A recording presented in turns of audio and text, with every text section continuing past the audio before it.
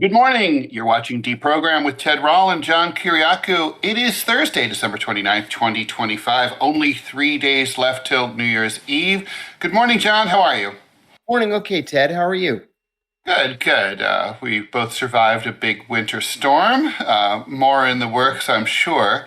All right. So where I am, I've got everything's glazed and iced over like crazy. So we've got a lot to talk about as we end this year. We've got the Swiss say that the Russians are coming to invade, and they need a massive boost in military spending. There's also been there's a lot of rethinking, not surprisingly, in the wake of the power outage that crippled the Waymo cars, the self-driving taxis in San Francisco about a week ago. If that had been an earthquake and if there had been a real emergency, as the old ad used to say for the emergency broadcast system, all the emergency service vehicles would have been stuck behind stupid self-driving Waymo cars. So now there's question of whether, unmanned, not aerial vehicles, I put in UAVs, unmanned automotive vehicles are able to, are they ready for prime time? We're going to talk about what the hell is Israel up to in Somalia and Somaliland? And Trump is slashing America's contribution to the UN for humanitarian aid. So, where shall we get started? Oh, and I should say also, this is a 2 hour show, little housekeeping. So we are doing a 2 hour show today. We'll be here from 9 a.m. to 11 a.m. Eastern time. So if you have calls, audio calls, we'll be doing those through the Discord server in the second hour of the show from 10 o'clock to 11 o'clock in the morning live. Sorry, John, go ahead. No problem. I was going to say that we should probably start by saying that Benjamin Netanyahu is in the United States today. He is at Mar-a-Lago, presumably asking the president to bomb Iran again. At least that's what the conventional wisdom is here in the media.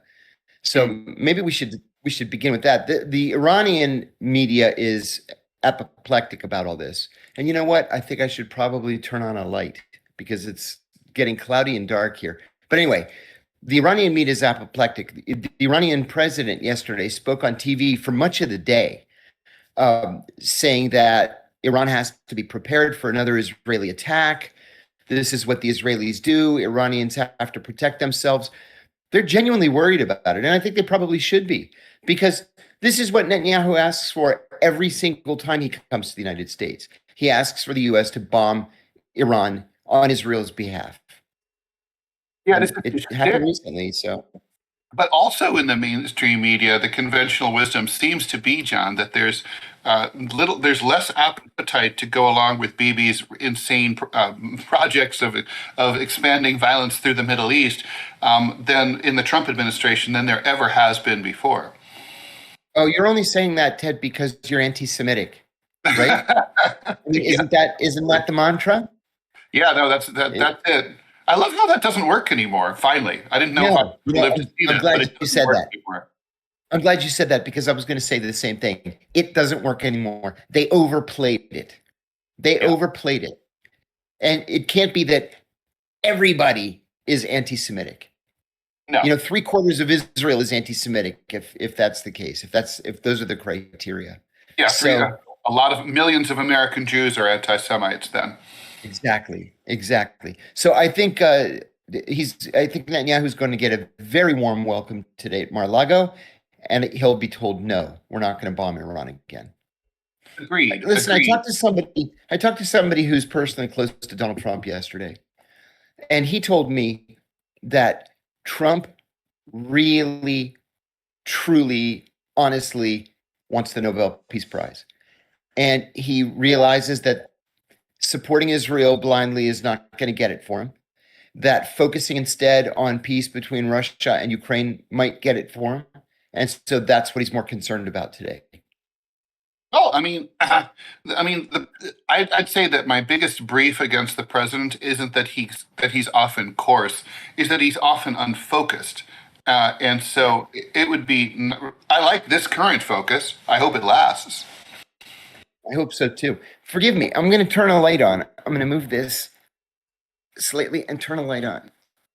Be my guest for sure. So all right, so let's see. So we have a comment here from my cat typed to this, which I doubt is true. No opposable thumbs. Turn on the lights on the tree was the advice from my cat typed to this. Oh, I'm sorry that it doesn't have any lights. And that's about as festive as I get. It doesn't get any more festive than that. I'm sorry to say. I mentioned the other day, and I was surprised at the number of people who reached out to me privately after I said it. Christmas is very, very depressing for me. It has been since I was a kid. I don't know why. I do know why. And it's just this belongs to one of my housemates. It's not my tree. You look around my living room and there's like zero indication that it's Christmas other than this tree. But it's just I mean, not I worried about you for me. too when you said that, and I mean, it's sort of like, yeah. I mean, look, I'm the same way. Just so you know, Yeah, for me, a lot of I people know are. why. It's because I grew up I was an only child of growing up with a single mom. We were poor. It was only the two of us. We lived in a crappy house with tile floors. There was no, we couldn't afford a nice meal. We were rarely invited anywhere. And then, basically it's like having your nose pressed up to the glass of festivity where you look across the street and there's 10 cars parked in someone else's driveway. And, grandfather came from Minnesota and everyone's having a great time. And you're just not part of it, I mean, that's how it was, at the Rawl house. And my grandfather died just before Christmas. My dad died just before Christmas. It's just, it's just not for me. Yeah. Yeah. Well, it goes by, and then that's it. Yeah, How do that's you feel right. about New Year's Eve? That I'm excited about. New Year's Eve is That I'm fun, excited about. I even think though it's I've going to as a be a New good year. Yorker, I really as a do. New Yorker, it's always a night to stay home because it's amateur night. Everyone's out. It's like St. Patrick's Day where everyone's puking green. It's all colors of the rainbow of puke in a couple of nights. But I'm glad that people enjoy it. But I mean, yeah, it does have that sense of excitement, and we will be here Wednesday, so we can do like a preview of the new year in politics and everything else, if we want. We don't have to. Um, all right, so let's see. We have a question from Nicholas Francos. John, is it true? Okay, I know the answer to this question, but is it true that the CIA and also the FBI recruit from the Mormon community? And if yes, why? Job. You just need to learn how to. Oh, yeah, very much so. Very much so. Lots and lots of Mormons walk in the halls of both the CIA and the FBI because, well, for a couple of reasons. Number one, for the CIA, the Mormons speak all kinds of crazy languages because they've gone on these missions earlier, in their young adulthood. And so the CIA doesn't have to train them to speak They're well Uzbek or traveled. Tajik or Mandarin or whatever. They already speak these languages. Number one. Number two, they lead really clean lives by and large. They don't Mm. smoke, they don't drink, they don't even consume caffeine, they don't swear, they don't steal, they don't cheat. So they just blow right through the polygraph because they've never done anything. The CIA and the FBI love people like that. Are they It makes considered it, incorruptible because of that? for the most part, yeah. Yeah. And I'll tell you what, all my years at the CIA and afterwards, I never heard of a Mormon getting in trouble for anything. Never. Yeah, I'm trying to think. Pretty impressive. I've had quite a few Mormon friends, and I can't think in civilian life of them ever fucking up in any major way. Maybe a Yeah. speeding ticket, maybe accidentally, like going downhill or something. Um, so yeah, I think I told you this story, John. When the CIA had a recruiting table at the Columbia Jobs Fair in 1984, I went to talk to them, and anyway, so they grilled me about my politics, and I said, oh, I've been to, they were like, are you part of any leftist organizations? And I said, yeah, all of them. I mean, the socialists, the communists, you name it, the left libertarians. I've seen them all, and. Anyway, they said, well, anyway, we mostly hire Mormons. They told me that. And And when I was in Central Asia, and you'd inevitably end up at the British pub with CNN piped in like Tashkent or Bishkek or wherever. You'd always be able to spot like the very Mormon-y looking, probably CIA guy in the corner nursing a beer, right? Always. They're not really deep cover, those guys. I don't know if they stick out to the foreigners. They stick out to Americans. I think I told you once. I think I told you I was at a cocktail party once overseas, and I met a guy. I won't say what his job was, but I met a guy who was very interesting to me operationally. So we're standing there chatting, chatting, chatting, and so I invited him to lunch later in the week, and he accepted. I go back to the embassy. I write my cable to headquarters asking for a name trace. I met this guy. He's very interesting. This is his job. This is his, the year he was born, the height, weight, blah, blah, blah. This is why I'm interested. And then I send it to headquarters. And then as soon as I hit send, the station chief walks into my office and he says, "Did you meet so and so at a cocktail party last night?" I said, "Yeah, and I'm interested." And he said, "Stay away from my deep cover people." And I said, "Oh my God, he's one of us?" And he says, "Yes." And he was on to you like white on rice. So you never know sometimes That's who's fun. really an intelligence officer and who's not. I mean, it's obvious that the embassy guys passing out business cards to everybody. Sure, we're CIA, but these deep cover people, they're embedded in the economy of pretty much any country in the world, and you would just never know it. You don't think those Mormon guys stick out like sore thumbs in a place like Turkmenistan? Oh, I would think so. Yes. I mean, Yes, yeah. yes, yes. I mean, as it is, I was questioned in Afghanistan more times than I could count of whether I was Chia. But here we go. Still haven't got to do an ad. Still haven't tried Okay. 1775 coffee. Now it's your shot. The 1775 starter kit just dropped, only 1,000 units. You're getting the bold, dark roast that hits hard, the smooth, medium roast, and the Vitality mushroom coffee for clean energy and laser focus. No crash. All single origin, small batch, toxin free and mold free. Plus, you're also getting a gold spoon clip because freedom is not scooped with plastic. A frother strong enough to stir up your coffee and your mother-in-law's opinions, and a black 1775 tumbler. So 170 bucks worth of coffee and gear, yours for 99 bucks. This is for the ones who've been watching 1775 blow up on Rumble, wondering if it's actually worth it. Spoiler, it is. Go to 1775coffee.com/studio and grab your starter kit before they're gone. Bold beans, clean fuel, and a morning routine that stands for something just like Rumble does. And you'll be drinking the same fuel that propels our producer Robbie West, who gets up at an ungodly hour for his in the Mountain Time Zone to help this East Coast based time show, and we're always incredibly grateful for that. Okay, a few more questions here, then we'll get into the show. Good morning. I like this question from Jackson Fort. Good morning, John. How often do intelligence officers switch around in the intelligence community, such as CIA to NSA or NSA to FBI or DIA? Like, well, Snowden did that. And what do you guys think of Iran declaring war on us? Those are both good questions. They are Number good. one, there's no easy answer to the first one. In terms of switching your career, your home base from one to the other, it's a one-way street from everybody else to the CIA. CIA is at the top of the heap. That's where everybody wants to end up. Um, Nobody but goes if from you, CIA to DIA or whatever. no, sir, nobody. That's a Would anyone career ever have ender. to? Like, could they ever like burn their bridges at CIA but be welcomed somewhere else? Yes, that will occasionally happen.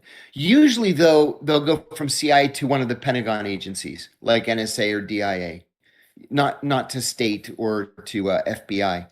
But um, there is a thing where, in order to be promoted into the senior intelligence service, you have to do a rotation in another directorate. So if you're an analyst, you have to go to operations. If you're operations, you have to go to analysis. If you're in the directorate of administration, you have to go to wherever, science and technology or whatever. And that usually lasts for 2 years.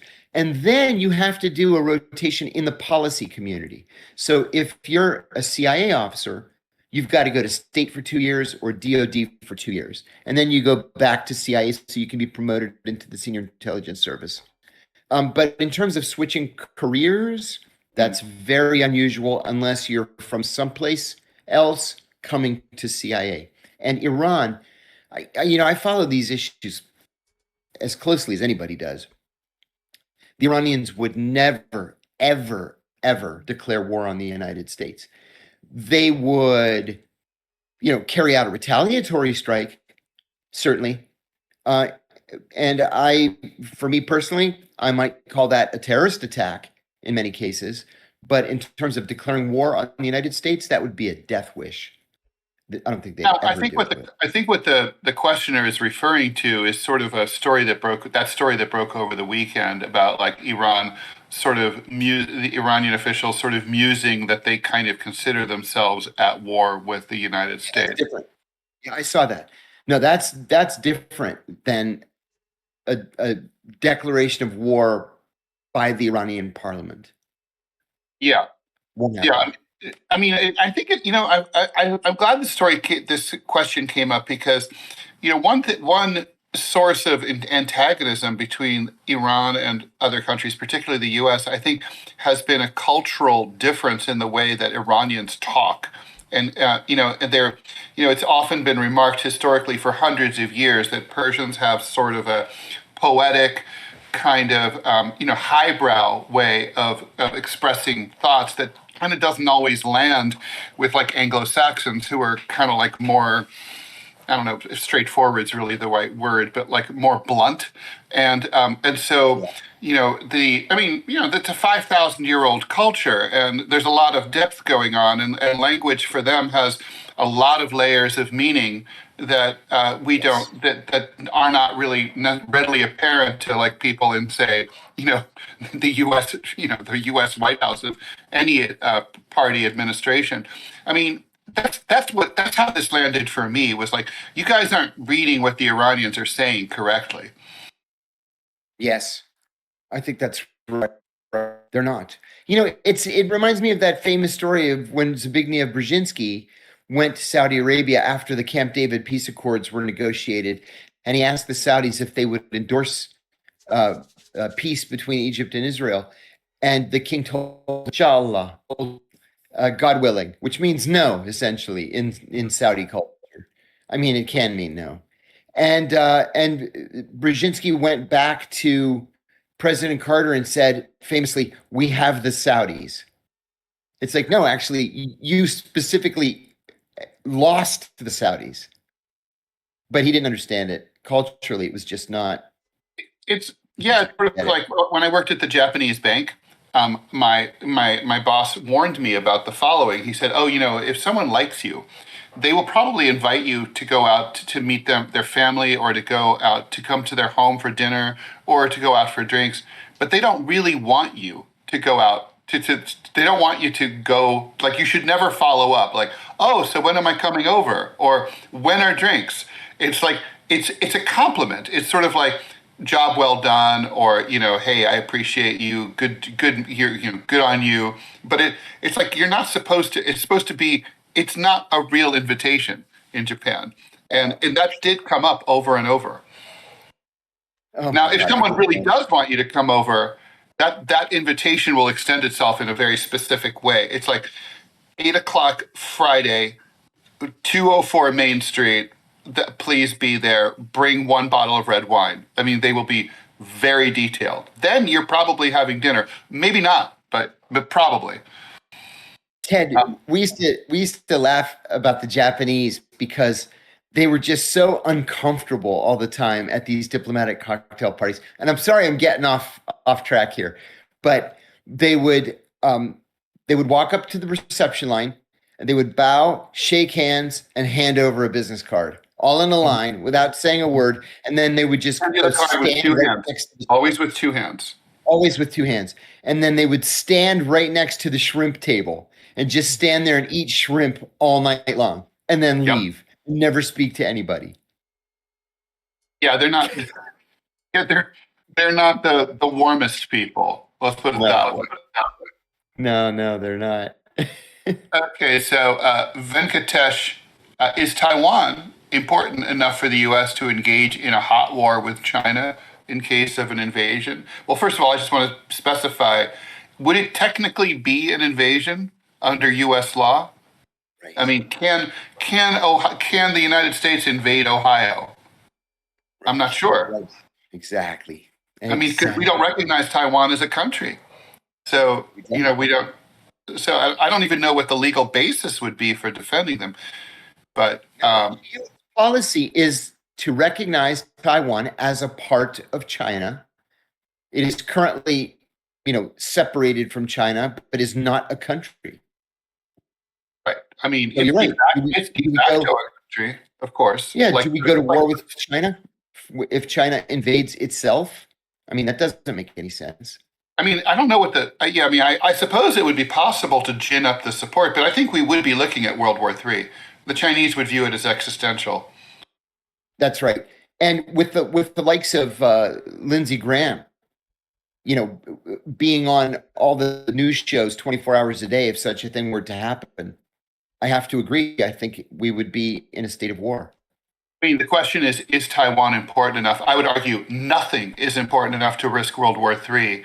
Absolutely agree.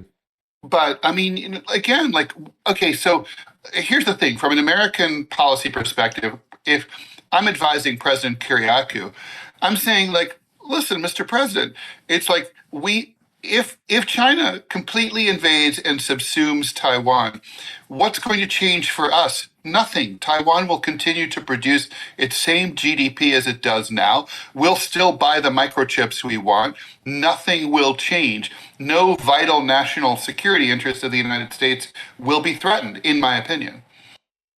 I think we just got a little text from Robbie who said that Abraham Lincoln did invade his own country. So there's that. I would disagree and say that Abraham Lincoln rushed to the South to protect the country from traitors. That's it.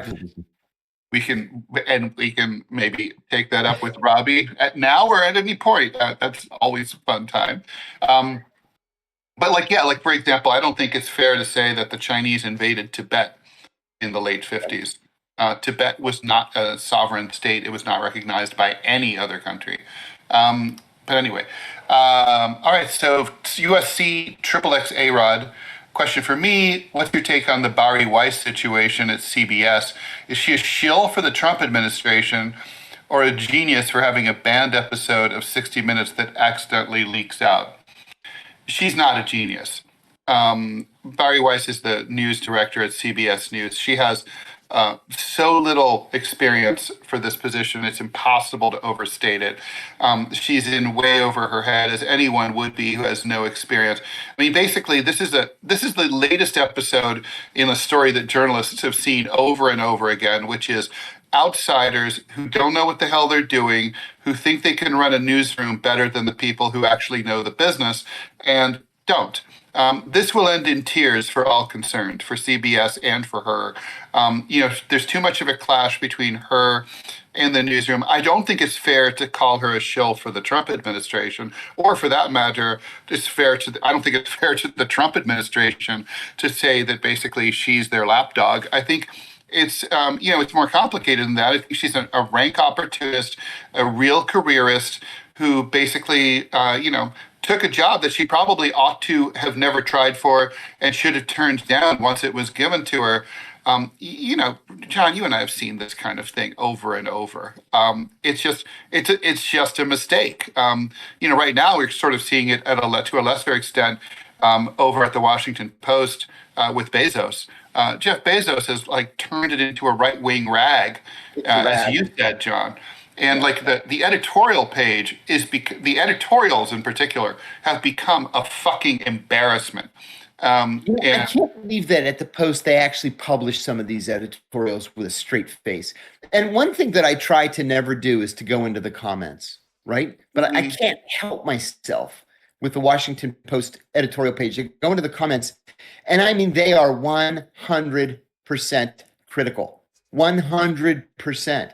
If I were the Washington Post editor, I would resign in shame. yeah, I really would. yeah, yeah, no, for sure. So, I mean, I don't look. I mean, honestly, she's a dead woman walking. She's not going to Yeah. be there this time next year. No way. It's I impossible. have Like to you agree. can't I see have it. to agree. Yeah.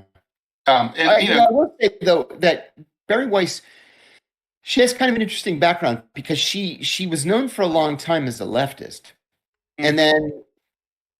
then she wasn't, Yeah, but and there was then never. It was one of those subtle migrations that nobody noticed. nobody paid attention to. And another thing too is that she is one of the most ardent Zionists out there Mhm. in the media, and she makes no bones about it.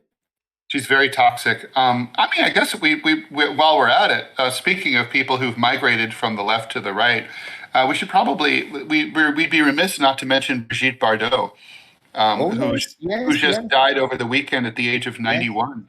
91. I knew that she had moved to the pretty hard anti-immigrant right. Hmm. Um, I vaguely recall her being friendly with Jean-Marie Le Pen. I did not realize that she had multiple hate crime convictions for stirring up. Uh, Five. oh my God, stirring up people against Muslims. Hmm. Yeah, Wow, yeah, man. yeah. So it's, I mean, I liked Emmanuel. This is not something I say often, but I liked what Emmanuel Macron had to say about her. He said that this was a very French obituary, and he basically praised her, like her sexuality, her animal rights activism, and said that she had lived a life of freedom, which in French is like the highest compliment. That's what you're, and I would agree that with that. I would say she did.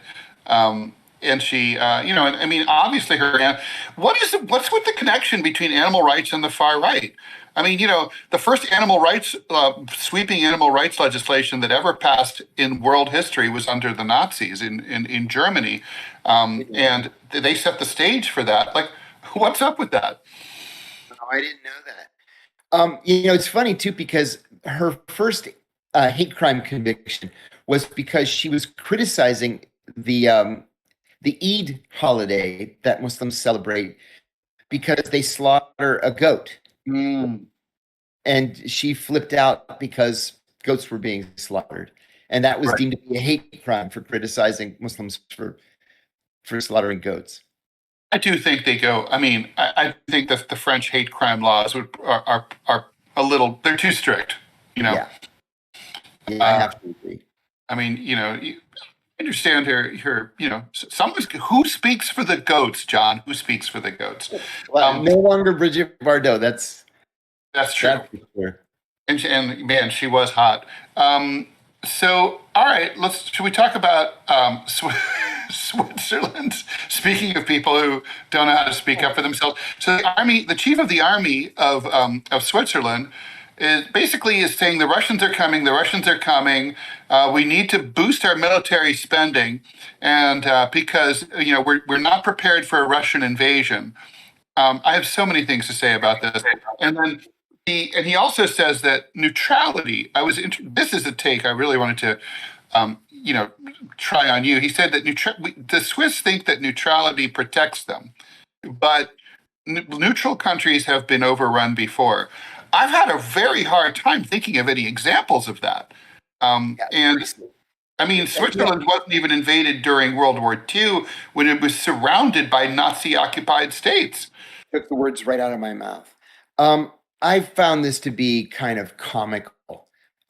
Nobody's going to friggin' invade Switzerland. Everybody knows that the Swiss are all armed.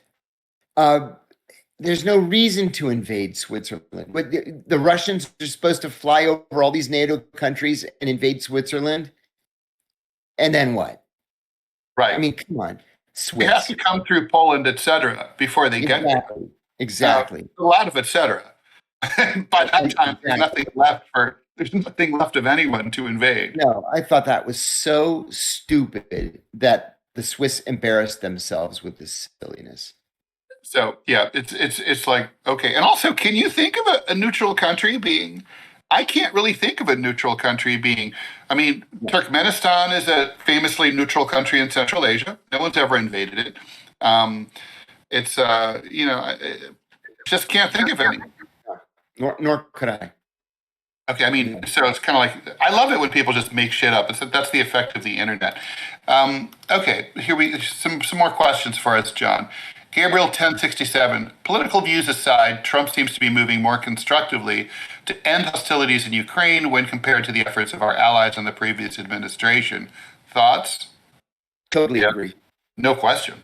Totally agree. It may look as though Trump is forcing the Ukrainians, but that's for the Ukrainians' own good. And I'll tell you why. Because very simply, the Russians are winning. And so if the Ukrainians want to continue being bombed constantly, and all they did was complain over the Christmas holiday, oh my God, the Russians bombed us on Christmas. First of all, it wasn't your Christmas. See, Good I point. know, right?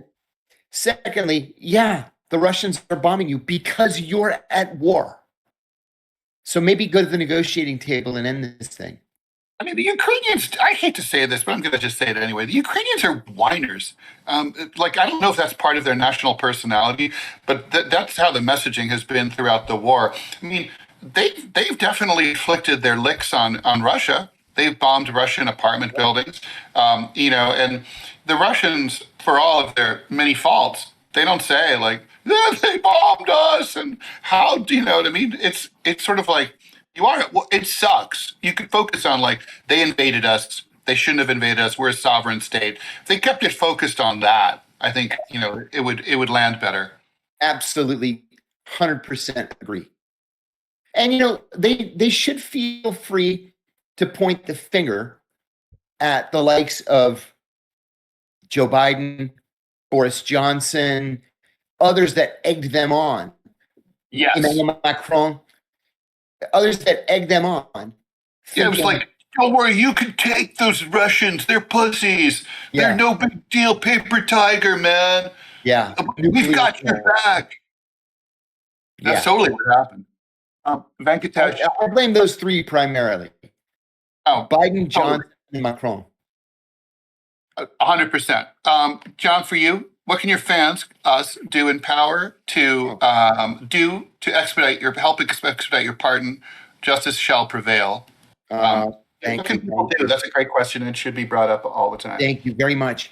At this point, because my application is in, the only thing that people can do really is to either write or email the U.S. pardon attorney. And there's an address online. I was going to ask you, yeah. Yeah, you know what? Let me pull it up. Is it easy, or can people just Google it and find it? Like address, U.S. pardon attorney address, and then come up. Yeah, his name is Ed Martin. Obviously, his pardon attorney address. There it is. And it is 145 N as in Nancy Street, Northeast, Suite 5E, Washington, D.C., 20530. Is there like a northwest or southeast or whatever? Yeah, northeast, 145 N Street, Northeast, number 5E, Washington, D.C., 20530. Thanks for even asking for that. I appreciate it very much. So we're going to take another question, and then Robbie, if you're ready, we're going to have you come in and just tee up and explain what's going on in the second hour of the show for the call-ins, which start, if you're just joining us, this is a 2-hour show. We're going to go, DeProgram is going to take you all the way to 11 o'clock Eastern time, which means we're 38 minutes in, an hour 22 to go. Okay, John from Jack 2671, you mentioned how you just heard about the EIT program in the cafeteria. I'm just curious, what sort of things could you openly talk about in the cafeteria versus in a skiff? You know what? That's a great question. When I Maybe first explain started what skip is. when I first started at the CIA, there were two cafeterias and they abutted each other. One was called the classified cafeteria and the other was the unclassified cafeteria. The classified cafeteria was about 5 or 6 times the size of the unclassified. So if you had a guest from outside, which was unusual, or you had somebody from like the Department of, Transportation was visiting for some reason, you had to eat in the unclassified cafeteria. Nobody was ever in there. And so, at peak hours, many of us would go in there just because you didn't have to wait in line for very long. The classified cafeteria, you could say anything. And I'll add that for the most part, the entirety of the CIA's headquarters building is treated as a skiff. You can say almost anything, almost anywhere, even in the hallways. You might want to lower your voice, but the whole thing is treated as a skiff. We left shit out all night long, all over our desks, in stacks on the floor, top secret stuff taped to the wall, like literally top secret stuff taped to the wall. So the whole of CIA headquarters is considered to be a skiff. That's fascinating. I would never have guessed that at all. Okay, Can I add one thing? please? The first time I ever went into the CIA, I was an investigator for the Office of Personnel Management.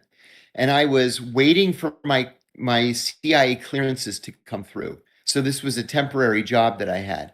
And I had to go over to the CIA to interview the spouse of a guy who was retiring from the CIA and going to the Department of Energy. And so she agreed to meet me. And we went to the CIA and she took us to her office. And I remember seeing this map of the Middle East that was like the size of a billboard.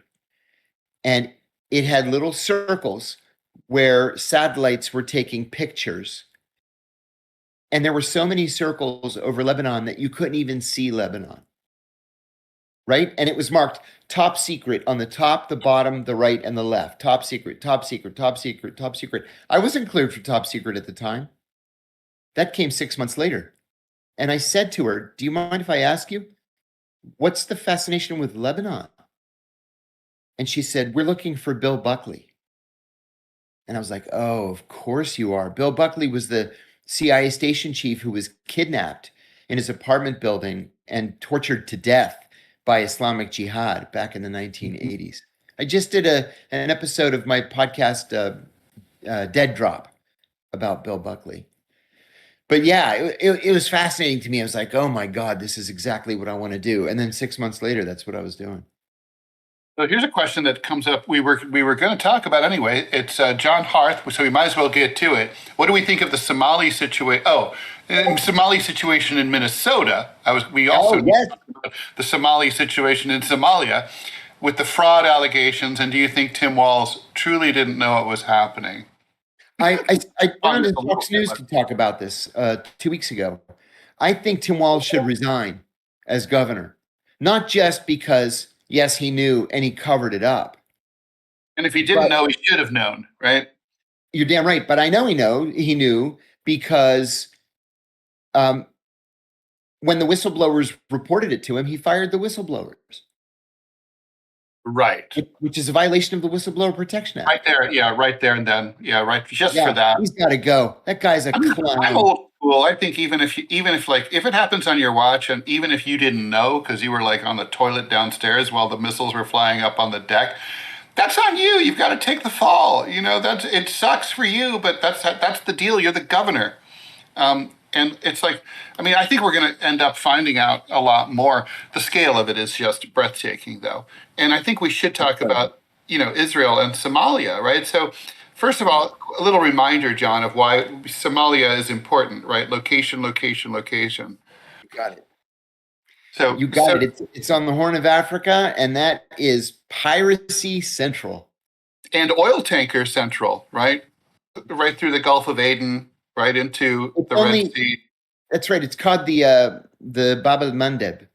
It's a passage that's only 16 miles across from Africa to Yemen, from Somalia to Yemen, and that's where Djibouti is located as well, which is where the American drone base is. it's a choke point. So Yeah. like if you control that, you can cut off shipping, and so important shipping to to and from the Mediterranean to the Indian Ocean. So anyway, so Somaliland. Do you are you? I apologize. I'm not very familiar with why Somaliland is break. Is a break has a separatist movement from Oh, I Somalia. can tell you. I can Okay. tell you. I've Okay. been to Somaliland. I drove to Somaliland from Djibouti with the U.S. ambassador to Djibouti, the defense attaché, and the director of security in 2011. Somaliland is a breakaway republic uh, recognized by almost no one. Actually, by no one, right? Only Oh, by yeah. as of Well, no, I now, mean, I say almost now because the Israelis are recognizing it. only But Israel. Yeah. but Somaliland has, what handful of Somali Christians there happen to be are in Somaliland. Mm. Somaliland is friendly with the Ethiopians, friendly with the Djiboutians, not friendly enough to garner recognition, but they're so far away from Mogadishu. They're so far away from all the trouble that we know to be a daily part of life in Somalia that they want to just be their own country. They speak English. They consider themselves to be sort of the young step cousin of the British, and they just want to be recognized so they can develop an economy and live happily ever after. Now, do they have de facto autonomy like the Kurds do? Yes, only because Somalia as a country is such a basket case. There isn't an organized government to try to rein them in, and there's not a Somali military to force them to be reined in. It's so So they hard just to go about their explain. business. They have this kind of phony government that's set up, and they've got a quote unquote minister of foreign affairs and a prime minister of Somaliland that nobody recognizes or pays any attention to. Um, to tell you the truth, I'm not going to say that I liked it. I'm going to say I didn't hate it while I was in Somaliland. It's just a bunch of mud huts and, concrete block buildings that they've slapped together. Like But much of the world. yeah, they're Um, trying. it's always funny to that phenomenon. It's hard for Americans who haven't been to these places to understand places that have like lost central government control, and Yeah. they're weird. I don't know if it's Ted, still. one time I got into a taxi here in Washington, and I strike up this conversation with the taxi driver, and this poor guy was the foreign minister of Somalia. He's driving a cab in Washington. Wow, that's Yeah. insane. That's totally insane. I remember going into southeastern Kyrgyzstan about 8 years ago, and like so when I got to the border checkpoint from Tajikistan, there was no one manning it at all. You just could walk right into Kyrgyzstan, and when I left to go to China, the Chinese said, "How do where are you coming from? Where's your passport stamp entering Kyrgyzstan?" I said, Yeah. "Oh, I came in through the south. There's no one there." They're like, "Still? There's still no one there?" And I said, "Yeah, there's no one there." And they're like, and they literally had me come in and just brief like some of the officers there, just like, what did you see? What did it look like? Because they're worried. They have like this unstable country on their border. And so I told them, and they were like, "Thanks for the info." But it's like there's no cops, no soldiers, no law, no order. People take care of themselves. There's with guns, right? There's no other way. Um, My second why did the point. Israelis do this? Why did the Israelis recognize it? Why are they fucking around in Africa? The Israelis, listen, let's just be honest here. The Israelis are kind of an outlaw country. And Hmm. so, just like the South Africans in the 70s and the 80s, the Israelis will take support from wherever they can get it. And Somaliland's quote unquote government is willing to support and endorse Israel. Somalia as a government is at war technically with Israel. And so the Israelis are happy to accept Somaliland support and in exchange will give Somaliland support. I mean, is this a? I mean, I get that, but is this? Are the Israelis also kind of like doing a miniature version of what the U.S. likes to do, which is just disruption for the sake of disruption? In part, yes, I do believe that. Yes, right. That was my original read here. Okay, so a question from Yeah. Arch Stanton. What do we make of the? We should bring in. I will do this one, then we'll bring in Robbie to talk about how this is all going to work with the call-ins. Okay, what do we make of the New York Times article reporting that Epstein got all his money? Oh yeah, this was a good story. Got all his money from bilking wealthy clients and not from spy agencies. Does this add up to you? And also, thanks for the $5. Yeah, that adds up to me. Spy agencies wouldn't spend that kind of money. The kind of money that he had would not spend it on the likes of Jeffrey Epstein or any access agent. Vanity Fair reported early on that Epstein got his money from Les Wexner, who owned, the Limited and all those different Ohio-based clothing stores. He's a billionaire, and that there may have been a sexual relationship between the two of them that lasted for many years. Um, sure, bilking clients. If they're saying that, if they're reporting that, it's because they've seen some kind of evidence. But I could absolutely see that as having been the case. Robbie, would you like to come in and explain the call-in section of the show? Sure thing. Yep. So y'all cannot see me because my video driver is being used by OBS. That's how I was able to kind of make that weird box go away. But anyway, we are here, and what's going to happen at the top of the hour, I have shared the Discord links on both Rumble and YouTube. Once you go into the Discord server, what you will do is that you're going to join the call-in waiting room chat.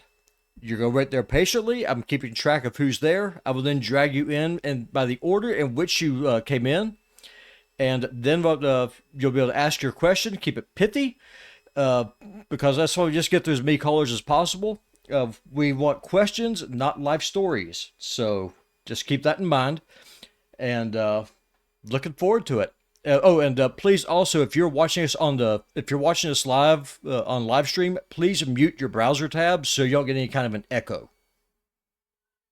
And one warning from me: if you're rude, crude, or socially unacceptable, there's a delay. You will not appear on the air. We will dump you, and you will be banned in this lifetime, in all future lifetimes. So even if you're a cat, you're not off the hook. Oh no! If someone's rude, I will permanently ban you. You will never come back. Just dead serious. Do not try me. I will bury your ass. I would not try you, Robbie. Okay, so all right, thank you, Robbie, for that. Okay, so let's talk. We have a bunch of more questions to get to, and I want to get to all of them. But John, I don't know if you cared about this, but one of my personality traits is that I hate avoidable problems. Like problems that everyone could plainly foresee and decided to ignore, and then they happen, and everyone acts surprised and confused. This situation with Waymo in San Francisco, this has been a long time coming. These self-driving taxis drive around the city, and they don't have the intelligence of a human being or the flexibility of a human driver. So, for example, they're programmed not to cross the double yellow line, understandably, right? But if, let's say, a car in a densely packed urban area is double parked, you do need to go around, wait for it to be clear, and then go around the double yellow, past the double yellow line. They don't do that, right? So there's lots of problems like that. Last week there was a power outage, no fault of Waymo's. That was the utility, but the PG&E, I guess. But all of the computer systems that feed the Waymos went down, so the cars just stopped where they were, like in the last scene of the day the Earth stood still, right? And so you can imagine, like, people could die. You could be like in an ambulance being rushed to the hospital with a heart attack. You ain't making it because some fucking taxi is stopped in front of you for no good reason. Whereas, you and I were both driving through a storm the other day. Like you have flexibility. Like you can drive between two lanes. You can go onto the shoulder if need be. You see an ambulance coming. You know how to get out of the way. Waymos can't do any of that stuff. Are these things Is it? I mean, do you agree with me that these things are just not ready for prime time? They are not ready for prime time. Last time I was in LA, which was a few weeks ago, I went to visit my best friend from high school. He lives in Venice, and I had a rental car. I had Waze on my phone, and so Waze took me this odd way. Just as I got to his neighborhood, it took me down an alley that's one house from his house, and Hmm. it was a narrow alley. So I'm going down the alley, and there's a Waymo in front of me, and it's just stopped, and it's those things are spinning on the four corners of the car. So I just made a left down another alley and just went around. So I said to my friend when I got to the house, I said, "There's a Waymo stuck in the alley. It's just sitting there with its thing spinning." He said, "Oh my God, that happens every single day. When What? people put their garbage cans in the alley, it makes the alley too narrow. And the Waymo thinks that that there are like people there or buildings there or whatever. It can't tell the difference between a person, a building, and a garbage can. And so it just stops. And it stops until somebody, moves the garbage can or programs the Waymo to just keep driving forward, that you're not going to hit a person. You're going to come within a few inches of a garbage can." He said every single day it happens. And I guess that must happen with passengers inside. Yeah, yeah. There was nobody inside the Waymo when I saw it, but yeah, this happens. This happens all the time. I saw a YouTube video the other day where this guy was in a Waymo in the back seat. He's in a parking lot of a building, and it's just going in these really tight circles. And so he's on the phone with Waymo, and she says, "Yes, I can see you now on the computer. Are you in a parking lot? Yes. Are you going in circles? Yes." And she says, "Can you get out of the Waymo?" And he said, "No, it's going too fast. And if I get out, it's going to hit me." So they have to sort of take it over remotely, shut it down, let the guy out, and then he can call another Waymo or call an Uber or whatever, while the thing just spins in circles in a parking lot. I mean, I know that statistically, human drivers make mistakes. I've made mistakes. I've rolled a car. I mean, Right? I just don't. But I mean, I have to say, I mean, this makes me so uncomfortable. I mean, I think driver assist might make sense, but you need a human being. We still have a bigger brain than those little things do.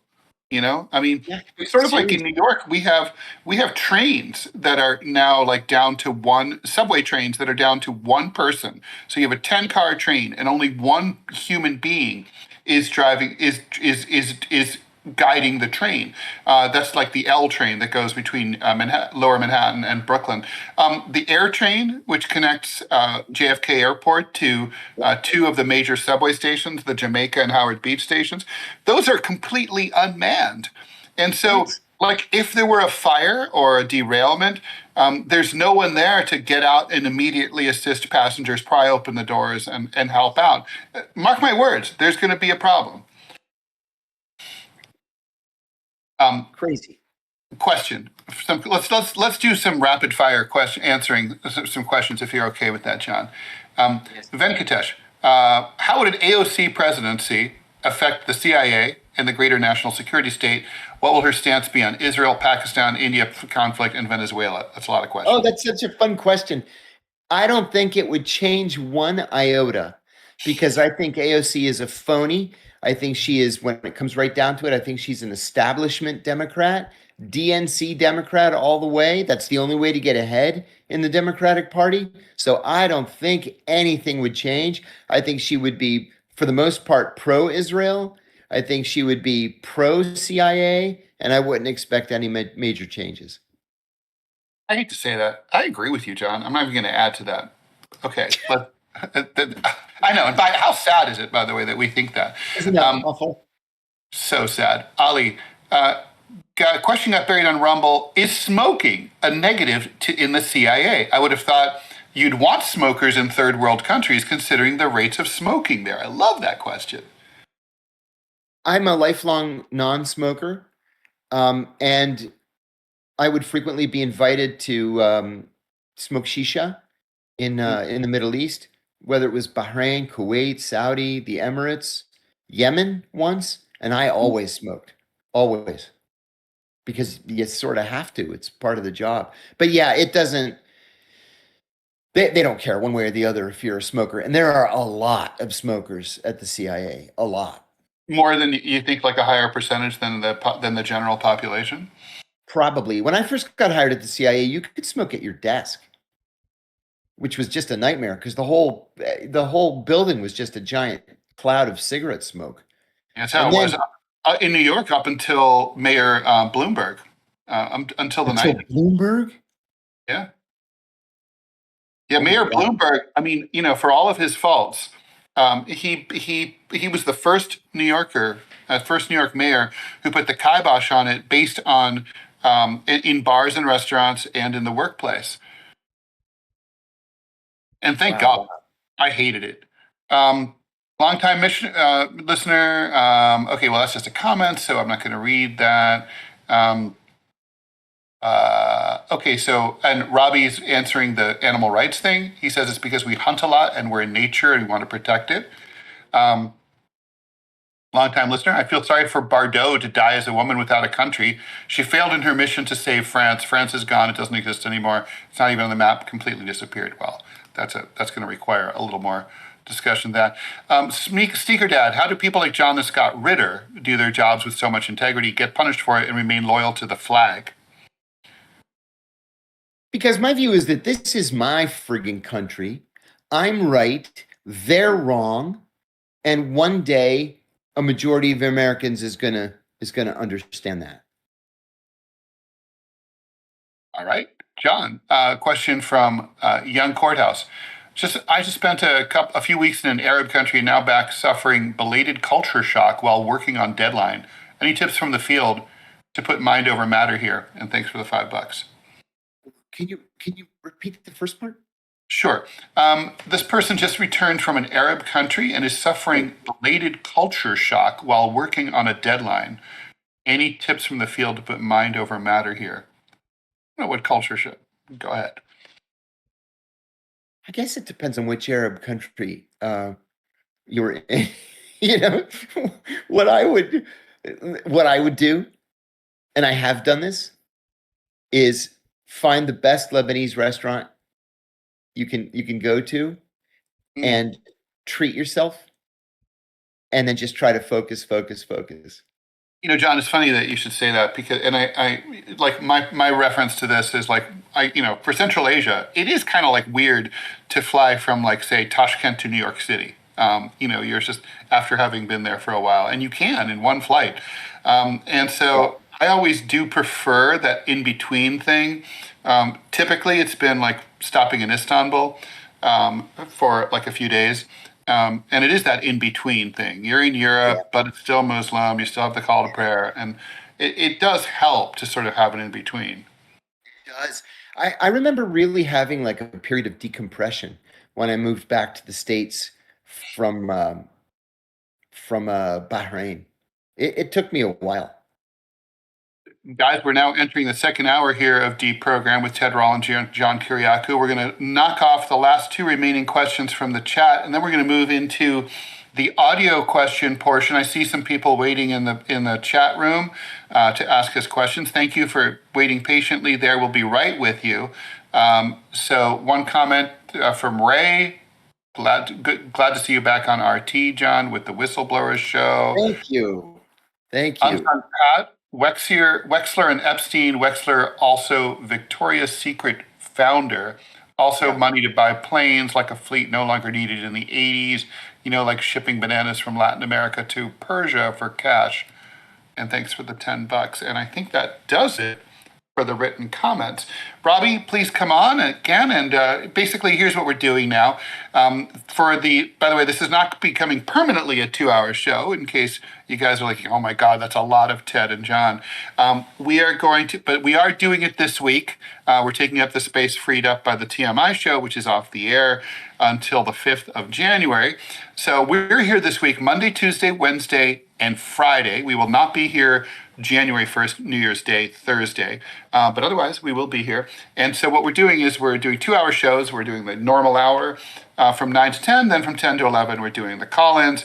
Please like, follow, and share the show. Robbie West, please come on and explain how you can call in and and we will talk to you on the air and what the rules are and how it works. Sounds good. So it's pretty straightforward. If you want to have a chance to ask John and Ted a question, click on the pinned link in the comments, either there on YouTube or on Rumble, and you'll click on where it says call in waiting room. You'll wait there patiently. I'm keeping track of who's there by order in which you joined. Please unmute yourself once I introduce you. Make sure that your browser tab is muted so that there's no feedback, and we will go ahead and get this thing started. Are y'all ready for your first call? Absolutely. All right, Kat, you are live with John and Ted. Please unmute yourself and ask your question. Thank you.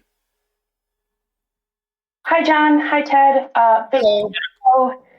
I am a Minnesotan, and in regards to yesterday's stuff, just outside of St. Paul, the government is looking to buy a 500,000 square foot warehouse to turn into an ICE detainment center. What's your thoughts on that? I'm really glad you brought that question up. That story broke, it broke on Friday. It sort of circulated over the weekend. It had this feel of the usual Friday afternoon media dump during holiday season. So ICE, which is basically preparing to become the largest militarized force in the world, literally, has RFPs, requests for proposals out to contractors to build 7 or 8 of these giant warehouses. John and I talked a little bit about it on Friday. Each one would be dedicated to housing between 8 and 10,000, each one, 8 and 10,000 migrants, illegal immigrants, whatever we want to call them, human beings, let's call them that, who are being deported from the United States. They would be held for a number of weeks, sort of like while they're being prepped for transfer. I'm not really sure what logistics have to be arranged with third countries or the countries of origin or whatever they're doing. But anyway, they want to house 100,000 people in these things at any given time. So it shows their ambitions. And I just don't know how you could process that many human beings at a time in any single facility and have it be done with any semblance of humanity or humaneness, right? I just don't see, I just think the scale of it makes it and I'm not even going to get into whether these people should be deported or not. That's a different question. But the how matters. And the how it really feels like industrialized human production. And that's terrifying because I've seen sci-fi and I've studied World War II. I don't know. I mean, it's terrifying to me. And it's like one of those, I don't know how the details are going to go awry, but I'm sure it's going to go awry. Do you May I think add they're something to using? that too? Yeah, of course. One of the things that I think we should be genuinely worried about is the fact that these facilities, these enormous facilities, are going to be almost immediately outsourced to private prison companies, especially one called GEO. That's even more dangerous than having the Bureau of Prisons or the Department of Homeland Security handling it, because GEO does it only to make a profit for its shareholders. And you make a profit by denying people human grade food, you feed them animal grade food, and you deny them medical care. So this is going to be even worse than it would be if we were just locking people up within the Federal Bureau of Prisons. Do you think they're picking Minnesota specifically due to the quote unquote Somali problem?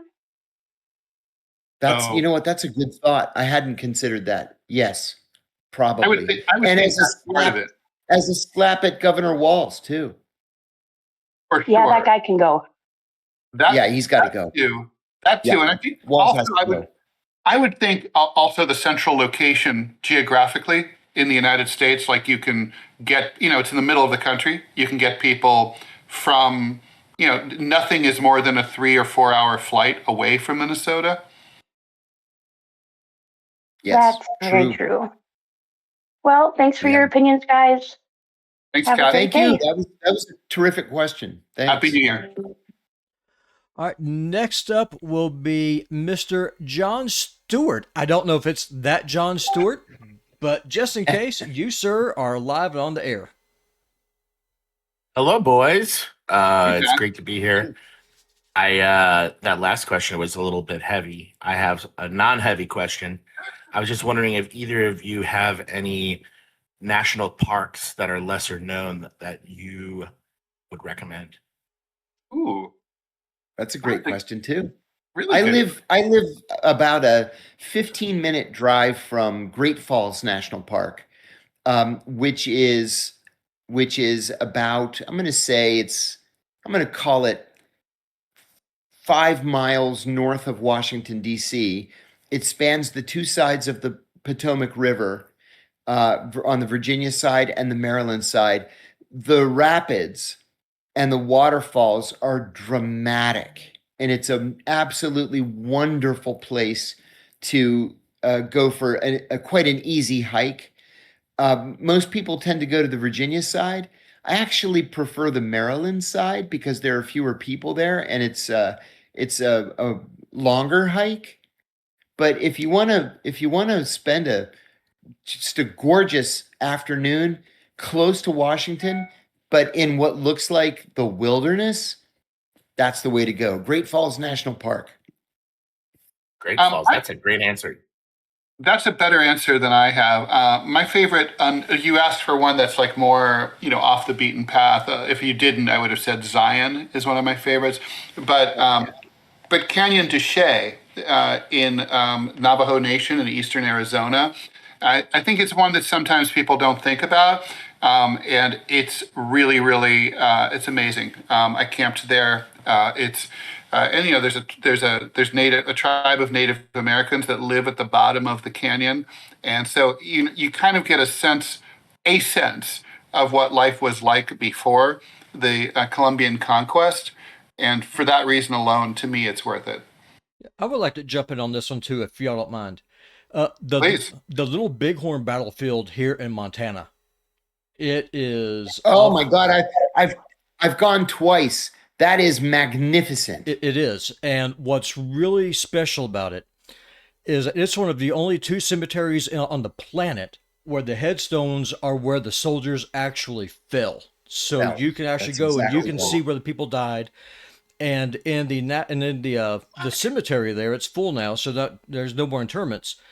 They have the bodies of all of the settlers and the soldiers that were killed during Red Cloud's War and also during the Great Sioux War up till the Vietnam period. So it's, if you like Wow. graveyards, if you like history, the Little Bighorn battlefield, it's off the beaten path. It's on the Crow Reservation just outside of Hardin, Montana. Highly recommend it. One I more. want to add something to Go that ahead. too. There's a modern cemetery at Little Bighorn too, a modern military cemetery. So, and they're still doing burials in it. It's less interesting, but there's also a restaurant across the street from the entrance. It's a tourist trap. It's a tourist trap in that it's a Native American restaurant. I think it's Cherokee, I think. And they've got a gigantic gift shop and all that silliness, but the food is fantastic. If you like buffalo burgers, and they have Native American bread with honey, local honey on it, it's a fantastic place. I've been there twice, once with my son, once with an old friend of mine, a former boss of mine. It's a wonderful way to spend the day, and it's not far from Billings, so you can go spend the day in Billings, which has a lot more to do than you might imagine. First of all, Montana is a gorgeous, stunning, incredible place, but secondly, there's so much to do right there that it's really worth a day trip. It really is. I'd like to add one too. Rhyolite in Nevada, Rhyolite, I think is the spelling. It's a national monument also, and that's I've mentioned this to you off air, John, but it's a silver boom bust ghost. It's probably one of the biggest ghost towns in the United States.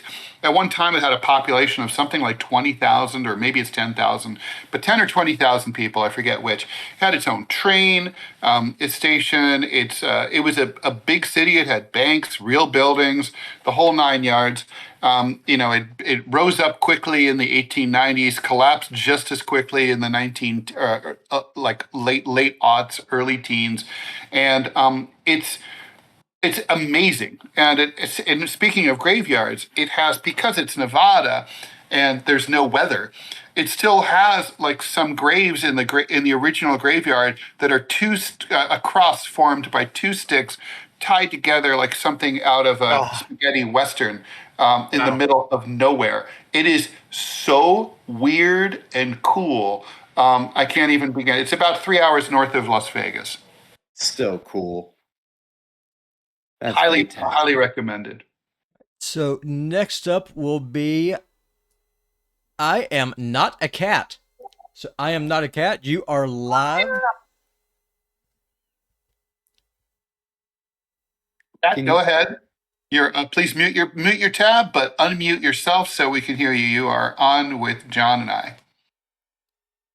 Hey guys, thanks for the show. Appreciate the opportunity for the call. John, I hope you get your pardon. Thank you, sir. And I've got a couple of questions for both of you. Either you can pick which to answer. I'm curious as to how you guys met, and then I'm also curious as to what are the largest political or worldview differences between both of your views. Ooh, I like that question. Ooh.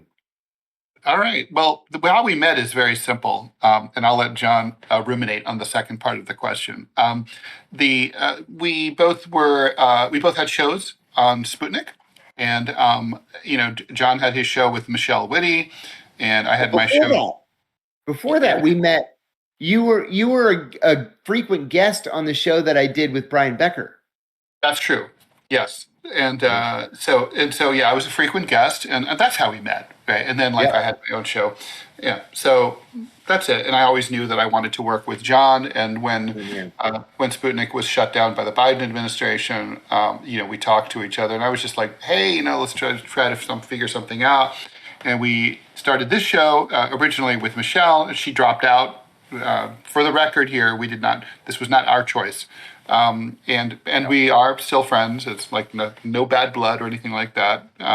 So that's how we met. John, you want to take the second part? Yeah, from right off the bat, Brian Becker told me, you got to meet this guy, Ted Rall. He's smart, he's accomplished, he's insightful, he's analytic, and so we would have you on the show. They were very short segments. You might remember they were 11 minutes. So we would do 2 30-minute segments and then 5 11-minute segments, which was a friggin' lot of hard work. Yeah. Writing questions for 7 segments. But you would come on, and one of the things that I loved was that frequently the conversation would meander in such a way that it had nothing to do with the reason we brought you on the show in the first place. But you were able to speak authoritatively on so many different issues that I had the same thought. I want to work with that guy. I liked you, first of all, as a person. I was very impressed with how accomplished you were as a journalist and cartoonist. I mean, I consider you as an editorial cartoonist to be a journalist. And I thought, I genuinely like the guy. I'd like to work with him. Yeah, that's important. I mean, it's like, because when you're working like on something like this, you spend a lot of time with the person, and if you don't like them, I mean, you hear these relationships like apparently Hannity and Combs really disliked each other. Yeah, and they really genuinely disliked each other. It must have, and I think Combs really disliked Hannity, and because he's Hannity, no one likes him. Yeah. He's a really bad person. So I mean, I'm not even talking about the politics. It has nothing to do with it. And so it's important. John, what would you say are some of the space between us politically? There's not a whole lot of space between us. We may use slightly different labels. Mm-hmm. But I honestly can't think of of a substantive issue that we disagree on? You know what we'd have to do to, I don't think we've teased that out. I think what we should do is do a Rumble premium at some point where we just spend like trying to look for like the, maybe like, so how do you feel about capitalism? Or, like go through those things. And then we might be able to find, I don't know if this is, there's some, I feel like there might be, I don't think there's a lot of space because I think we tend to analyze things the same way and we understand the power structures and what they're after and what they're trying to do and like why they do or do not care about us, the people, kind of in a very similar way, I think. The Libertarian Party used to have a questionnaire. I'm looking at their website right now. They used to have a questionnaire where you could answer questions and see, if you're libertarian or if you're not libertarian, and it would compare people on the issues. I'm not seeing it now. And it creates a grid, right? Yeah, it's a grid. Exactly. So it would be kind of fun to see where we each sit on one of those grids. Yeah, I haven't done that for a long time. Let's you and I both do the same one, and then we can report back. Awesome. Okay. All right. Thank you. Here's one called Blossom Up, Political Identity Test. They may charge you, though. I'll find theadvocates.org, where do I fit? Political affiliation quiz. I'll find one. I'll send it to you. All right, that sounds good. And so just a reminder, if you're just joining us, it's now 10:20 a.m. Eastern time here on Monday. If you'd like to call in and ask us a question, just hit that Discord link in the live chat, either on Rumble or on YouTube. And then you'll find yourself in the call, and then go to the call-in live office. And then producer Robbie West will shepherd you where you need to be. And we'll bring him in a little bit again to remind everyone of the rules for people who are just joining. But all right, Robbie, keep them coming. So Schmobs, you are live with John and Ted. We eagerly await your question. All right. Thanks for having me on, guys. Good morning. Amazing show as always. So I guess my first point, I'll be brief because I know a lot of people are waiting too, but what would be your guys' favorite insight into ancient civilizations, including such sites as Baalbek in Lebanon, with such stones as the Trilithon, 800, 1,600 ton stones, or even the pyramids in Giza. I know, John, that you've done a lot of work in Egypt and you've talked about that. I don't know if you've had time to, sightsee at the Giza plateau, but there's recent scans. Yes. I don't know if, that's amazing. I guess a quick follow-up would be these recent scans by this Italian team. One of these guys, Filippo Biondi, works with the Italian military, and they're detecting these massive structures possible structures underneath the Giza plateau. I mean, all of this, I guess, is what do you guys make of all of that? Ted? I was hoping you'd go first because I was looking up something. So I have a few of these for sure. So in Kyrgyzstan, there's a field of what they colloquially call bubbles. They're these rounded stones covered with ancient petroglyphs, and they're so evocative of the of the ancient people who were there. It's the atmosphere that really brings it home for me. It's like, you're just like you're in this remote field. These ancient people who really are not really, it's not well understood who they were, drew these pictures of what might have been Marco Polo's sheep or ibex or something like that with these curved horns. They're just on the ground. You can just pick them up. There's no curator, there's no museum, there's no fence, there's no entrance fee. It's just there. And there's this sense of incredible discovery there. There's also on the border between Afghanistan and Uzbekistan, there's a field. Sorry, actually, this is sort of more like in northern Afghanistan, near Balkh. There's a field where there's a pile of stones, and this is probably not even truly historically accurate, but there's a pile of stones that's supposedly the stones that were placed there by Alexander the Great and his bride Roxanne personally, and in this field. And it's like the legend of it, right? That the world's most powerful conqueror had made it as far east as he possibly knew, that he didn't know that the world existed beyond that point. He thought he had conquered the entire world, and he married this princess who turned out to be, there was no such thing as an Afghan, but we would call her, but basically it was modern day Afghanistan. And the most beautiful girl in the world, and who turned out to be ferocious because basically all of his other wives ended up sort of dying of being poisoned after he married her. It's just the mythology of it. There you are in this field, and the legend is that all the conquering armies never toppled the stones because they all respected what had happened there. I don't know. It's probably not even true, right? But it's kind of like it's like medieval relics, which were, a lot of those stories could not have been true, right? Like the Shroud of Turin's probably not true. But Right. I don't know. Those are the two that leap to mind for me. What about you, John? Yeah, I agree with just about all of it. I don't believe this was space aliens that came down and directed the construction of the pyramids. I just can't wrap my mind around that. I do believe that we have these engineering wonders, these engineering feats that are inexplicable because we've lost the technology of the ancients. Just as a kind of a modern day parallel, I'm a huge fan of the arts and crafts bungalow construction style for houses. My grandparents had an arts and crafts bungalow. My ex-wife and I built one from scratch. We That's their designed it point of ourselves.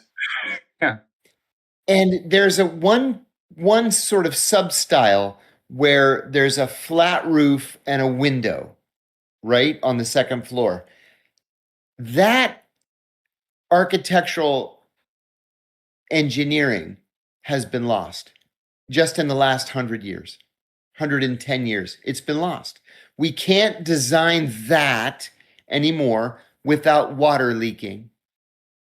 And they can't figure out, this is crazy. There have been articles written about it. They can't figure out why they could do it in 1910 or 1920, and they can't do it today without water leaking. John, that's exactly It's the craziest thing.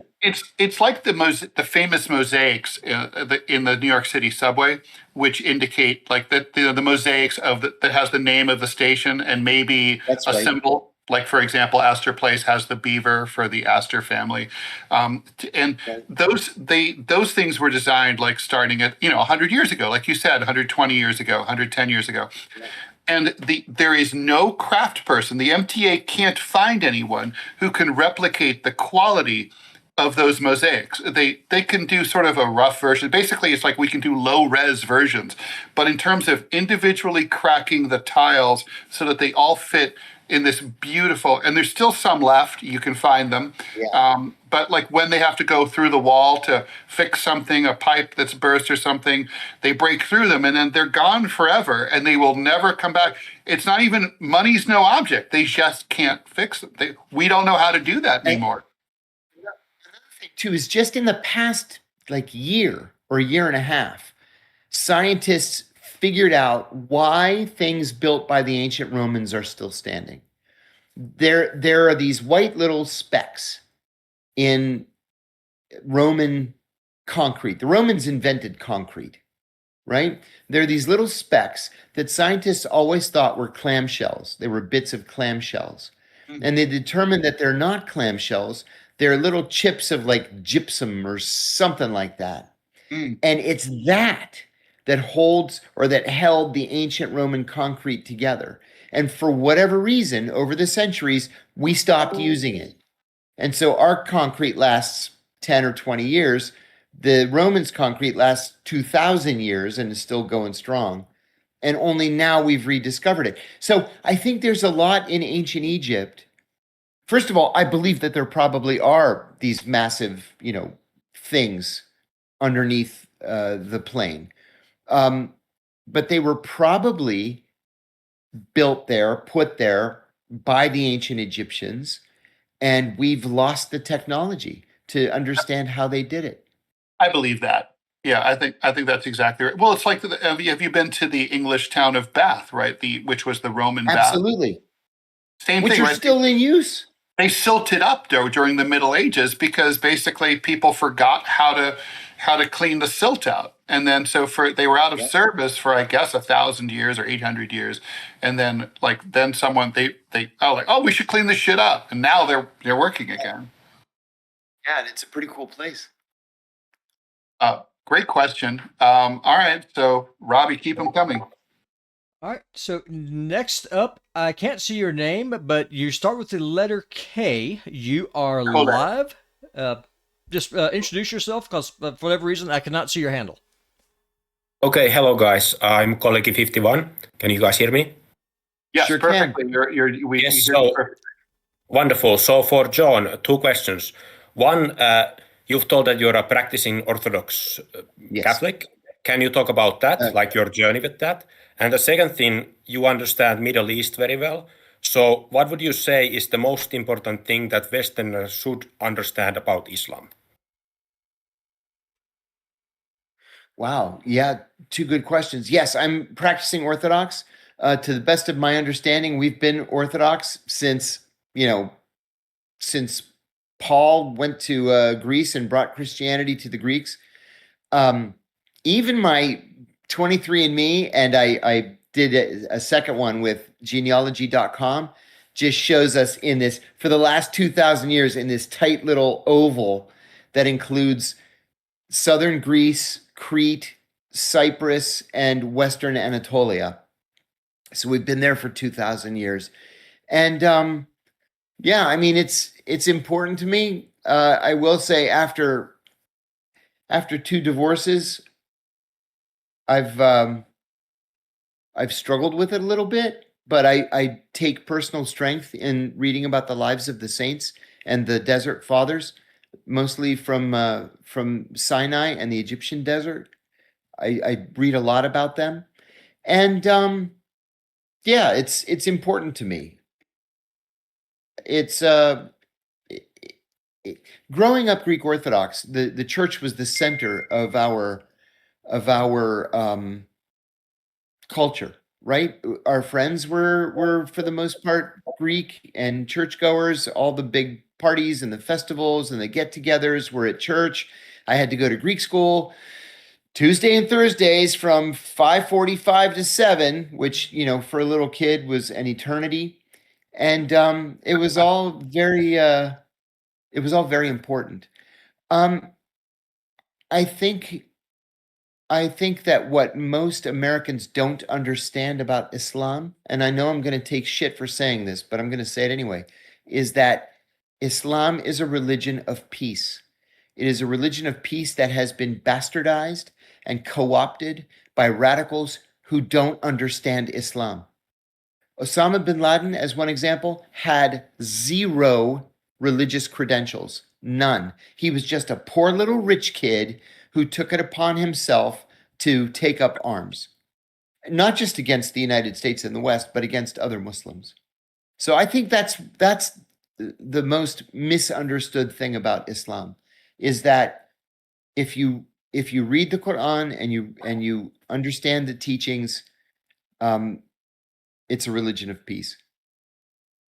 John, a lot of people have, I recently was listening to Cat Stevens, a lot of people have converted to Islam. Were you ever, when you study something, you get to know it, you find it appealing. Were you ever tempted to, not maybe convert, but did you ever think oh, they're right about this and that? No, I was never tempted to convert. I'm strong in my faith, but I studied Arabic with 2 guys who did convert, both CIA officers. One ended up converting back to, his father was a Baptist minister, and the agency sent him to Jordan to study Arabic, and he came back a Muslim. That lasted throughout his career. And then after he left the CIA, he converted back and became a Baptist minister like his father. How did he feel about it? How did his bosses feel? Did they care? Oh, no, nobody cares. Listen, the head of operations at the Counterterrorism Center, when I was there, not just when I was there, but afterwards, the man who was responsible rather for finding and killing Osama bin Laden is a Muslim. And nobody cares if you're a Muslim at the CIA. I served under 2 Muslim bosses at the CIA. I mean, and they were perfectly happy. You could see someone wondering, oh, has he gone native? Could he become recruitable? There was one guy. He was Catholic. He was from Akron, Ohio. I won't say his name. He replaced me in Kuwait. And we were friends. We worked in the same branch together. Our wives didn't like each other, which is more of a commentary on my first wife than on his. But our wives didn't like each other. And he was chosen to replace me in Kuwait. He went into the language training, went to Kuwait, and said, "Hey, have you ever given any thought to converting to Islam?" And I said, "No." I studied it. I have a minor in Islamic theology, and but I said no. It was more of an interest, of an academic interest for me than it was a religious pursuit. And so he said, "I'm thinking of converting to Islam." And I said, "Oh, what's your wife say about that?" And he said, "I think it's going to lead to a divorce." Oh, shit. And I said, "Buddy, you might want to give that some real thought before you jump in." Well, after he finished in Kuwait, he came back to headquarters for a year and then applied for and was given a position in Riyadh. And I knew as soon as he told me he was going to Riyadh, this was going to be the end of it for him. So he goes to Riyadh and he starts sending these very, very detailed but unclassified cables about his conversion to Islam and his trip to Mecca to make the Hajj. And I knew that he was making them unclassified. He would always start by saying, "This is unclassified because there's no operational information involved. I'm just sending it for headquarters interest." I knew what he was doing. He was going to write a book.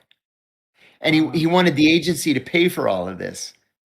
So he would write the cables, but leave them unclassified so that he could print them and take them home and then publish them as a book. And that's exactly what he did. He converted to Islam. His wife left him, took their 2 kids, left Riyadh and went back to Washington, went back to Akron for all I know. He came back at the end of 2 years, published his book on his, odyssey to Islam. And then he resigned and joined the State Department's Foreign Service. So it happens. Wow. That's a good story. Yeah, thanks for the follow-up question, Ted. That was very good. And John, also, maybe you should have done something like that. It would help your financial situation today. Thank you, guys. Take care. Thanks, Venkatesh. Hey, so just a reminder, we are in the second hour of DeProgram with Ted Rall and John Kiriakou. We are basically filling in the space vacated by the TMI show this week. And so if you'd like to join us and talk to John and or myself, we are, all you have to do is click the link to Discord, which you will find at the top of the live chat, either on Rumble or on YouTube. And then once you get in there, you click call in live office and we take care of the rest. All right, Robbie, who's next? Next up is Ali. Ali, you are live with John and Ted. Thank you very much for the call. Thank you. Hi, guys. Hey, So my question was, thank you. My question was, what do CIA analysts do exactly? Is it similar to political analysis? And do you have any recommendations on reading material on how they do what they do? Great question.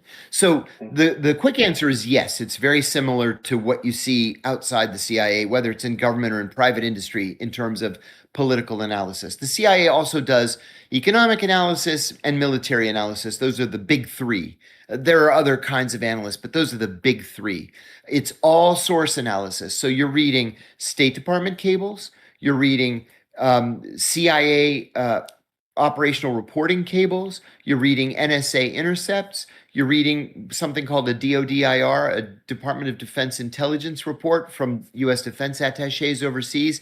And you're reading lots and lots and lots of media, press from whatever country or whatever region you are covering. And so you're supposed to be consuming all of this information so that you are the go-to expert on whatever issue it is you happen to be covering. There are several really great books out there. I don't know if I have time to look at them on Amazon, but I can give you the authors. Look for books written by Fulton Armstrong, by Bruce Pease, Pease, by Bruce Riedel, Riedel, and by Paul with an M, Paul. It's going to come to me. But anyway, he's at Georgetown University now. He spent 30 years as a CIA analyst. A lot of these guys, once they retire from the CIA, they write books, but the book is specifically about CIA analytic tradecraft. So it's about how to become a CIA analyst. Paul, what the heck is his name?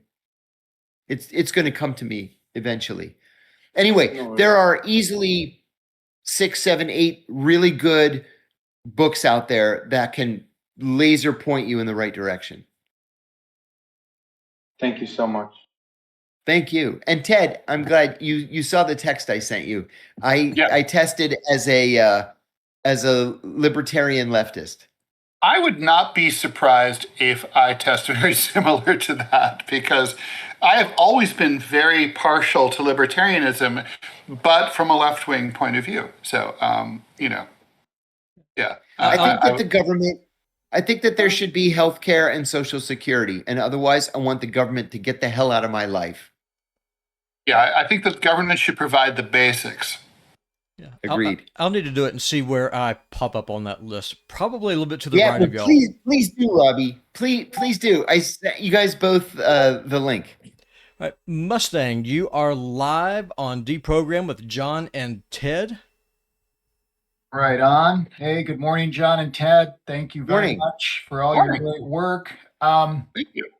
The ethnic cleansing of hundreds of thousands of Serbs by U.S.-backed Croatian leaders was premeditated, according to newly uncovered files revealing the operation's planning. After the bloodshed subsided, Richard Holbrooke, a top U.S. diplomat, assured him, "We said publicly that we were concerned, but privately you knew what we wanted." Could you comment on the genocide that occurred?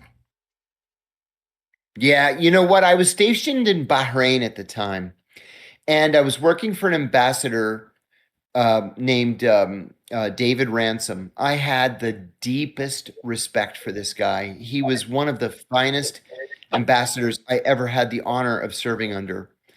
And he suspected that something like this was going on, to the point where there was a fundraiser in Bahrain that the Bahraini government was sponsoring, where people could go and donate money that would be sent to the maybe I'm getting a little bit too into. Anyway, there was a fundraiser. The fundraiser was in complete opposition to what U.S. policy was. And so he did it anyway.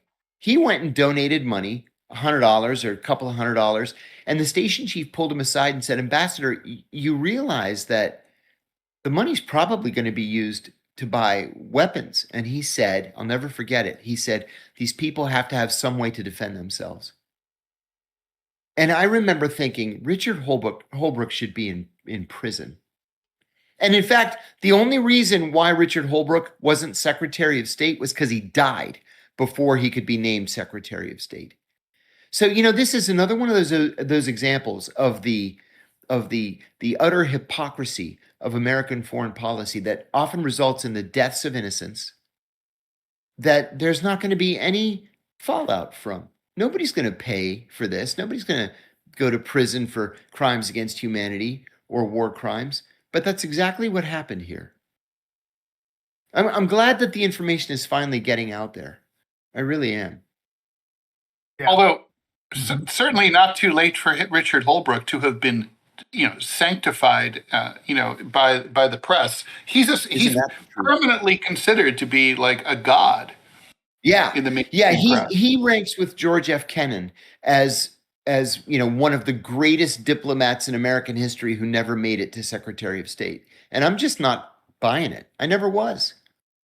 To me, he is part and parcel with Tim Russert of Meet the Press when he died, and everyone was like, he was such a colossus, and I'm like, again, it makes me question my sanity. I feel like Winston Smith. I'm like, did you live in the same world that I lived in? What? His desk was on display at the museum, the Museum of News. His desk. Wow. All covered in books and papers and all kinds of shit all over it. Yeah, it's a messy desk. Yeah. Yeah. We all have them. Oh my God, that's amazing. Thanks for that call. Appreciate it. All right, Robbie, let's keep going. And by the way, we have to squeeze in because I did promise we would talk about Trump's contribution, slashing the contribution to the UN humanitarian spending. So, quote unquote, humanitarian spending. Scare quotes intentional. Anyway, who's next, Robbie? Next up is Venkatesh. You are live, sir. Please unmute yourself. And John and Ted await your questions. Hello, Venkatesh. I'm from India. And when I look at Mr. John Kiriakou, I'm not flattering anyone, but he literally gives me hope. I kind of have a pessimistic view on humanity, and you, sir, did the right thing. You are the pinnacle of bravery and so on. Thank you so much. I appreciate that very much. Yeah, I hope you get the pardon. No, hopefully, I'm not an American citizen. Nothing in my hands to email any U.S. attorney or something like that. But I do have a question for you. If I were to start with books written by you, what should the first book be? And a very, very relevant question, yet I'm kind of pushed to ask. If you were the National Security Advisor of India, how will you advise the Prime Minister on the growing influence of China, especially China demanding an entire northeast state of India, that is Arunachal Pradesh, calling it the southern Tibet, which is absolutely preposterous. So yeah, ridiculous. If you can weigh on that. I know you got shit for the last time you engaged with India, Pakistan. I want to apologize personally. Thank you. Thank you for your work. Thank you. My first book, The Reluctant Spy, is probably the best place to begin, but it's unavailable anymore. There were 50,000 hardcover copies in the initial printing, and then they printed 100,000 paperbacks, and they've all been sold. I had a few hundred copies, and when I set up my Substack, everybody who joined as a premium Substack follower, I sent one of the books to. And so I don't have any more. And I've been told that they're like $500 on eBay, between $100 and $500 on eBay. So I apologize for that. Another book that I have is Doing Time Like a Spy, How the CIA Taught Me to Survive and Thrive in Prison. It's out there and it's available. And I've got an electronic copy, and it's easy to get. The others are very specific books because they were commissioned. One is called The Convenient Terrorist. It's about Abu Zubaydah. I had these, four books that were commissioned about the CIA. I have this book about cemeteries coming out, but I'm in the process of doing a book that's a book of stories. That's going to be like the most detailed, deeply involved book that I've ever written. So I'm still piecing it together. That's going to take a little bit of time.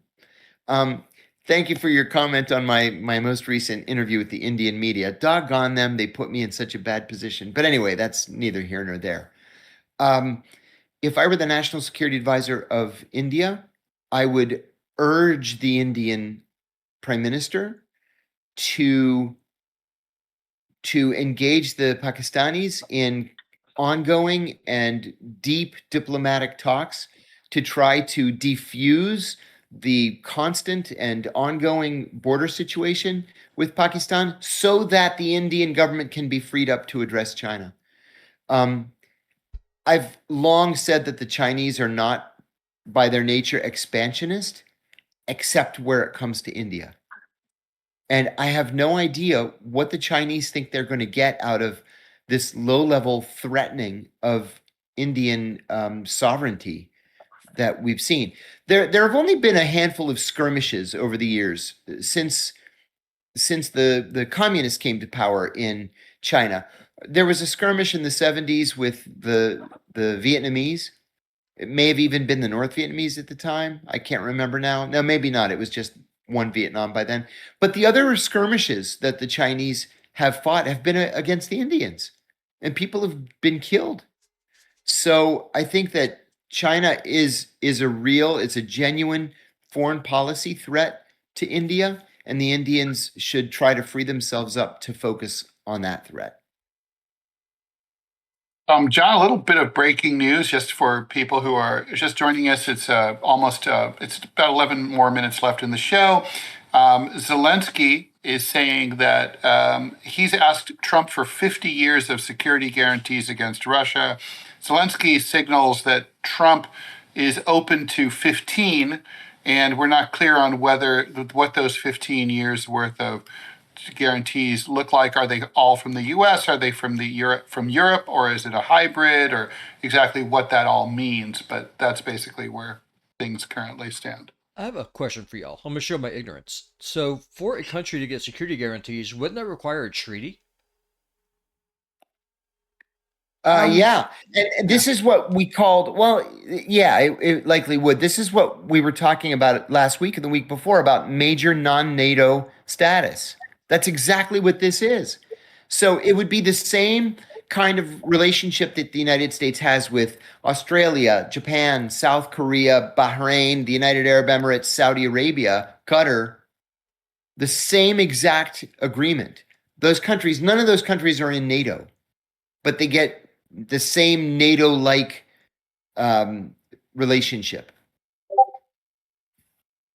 Yeah. But I can't imagine the Trump administration going to Congress and asking for treaty ratification. Not that they would get it, right? No, yeah, this is going to be, yeah, this is going to be difficult. Can you imagine the Senate voting 75-25 in favor of a 50-year commitment to the Ukrainians? Or even 15. No. I'd be And I opposed. mean, 50. I'd be opposed 50 to years 5 is- months. Just saying. Yeah. 50 years is too long. I mean, honestly, who wants to hobble future presidents? Also, I just feel like that's irresponsible, even if you believe in it, yourself, which I don't think Trump does. I think Trump just wants to end this with, as cheaply as possible. And I don't know that I blame him. All right, who else do we have? But do you want to do the human rights story or one more caller? We have time for some. Let's get through some calls, and we'll hit the human rights at the end. Sounds good. I mean, I don't have a lot to say about it. So, you are on. I cannot see your whole screen name. So you are on. Please unmute and ask your question. Okay. Thank you, guys. I love your show. John, I hope you get your pardon. Thank you, I sir. guess my question is more for Ted. You often say that you're a communist or joke. I kind of come from a conservative background to the point where my parents don't realize that Dick Cheney was a neocon. But why are you more in favor of communism instead of like a mixed economy? Well, I don't think a mixed economy is possible for any length of time, right? I mean, I think if you could maintain that balance, it would probably be ideal if we could figure out a way to get to a Scandinavian model. But as we've seen in recent decades, There's a general, Marxist tendency where his analysis, where he said that capitalism tends towards aggregation and monopoly. We're living that now, right? I mean, we have regulations that are ignored. The gap between rich and poor is increasing. The income disparity gap keeps increasing. Nobody has any ideas how to fix it. I mean, look at the minimum wage, frozen at $7.25 on the federal level since 2009. And it's not even and neither party even wants to talk about raising it, right? And it's disgusting. So, I mean, I feel like with communism or socialism, you start with a system that obviously is going to get corrupted and fucked up by human beings. But it has it starts with the basic idea that we're all equal and we're all entitled to the good things in life and that nobody's special. Capitalism starts out with the idea that some people are special and that whoever, you get yours and no one's entitled to anything, and then gets corrupt from there. So, I mean, that's the short version. I'm trying not to, use up the whole rest of the show talking about it. But I think for me, it boils down to what kind of society do we want to live in. A mixed economy would be, I think, great if you could maintain that balance. I think it's inherently unstable because what happens is that the corruption of the capitalist side and the free markets ends up gobbling up all the social guarantees. I mean, look at how the Great Society and the New Deal have been eaten away in the last 100 years. Yeah, that makes a lot of sense. Thank you. I guess as a small side question, what are your guys' favorite beers or kinds of beer? I'm an IPA man all the way. And I'm a stout guy. I get stout anywhere I can find it, anywhere in the world. I like stout on a cold day for some reason. I don't know why.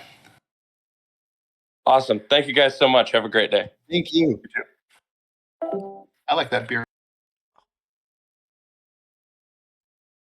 All right, Robbie, keep them coming. Let's get through them all, and then we'll hit the UN thing. All right. Next up, same thing. Your screen name starts with an F. Hello. I cannot see you though. Okay. Well, while that's being figured out, do you want to talk about this? I mean, does this really matter much? I mean, I'm not very excited, John, about the these UN programs. I was never a big I don't think USAID did a hell of a lot to advance the U.S. or help the poor.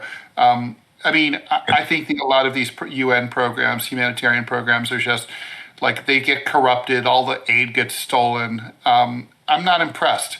And so I don't really care that Trump's slashing it, even though he may not be slashing it for good reasons, or he might be. I don't know. Yeah, I agree with you. USAID was famously a CIA front over the many years.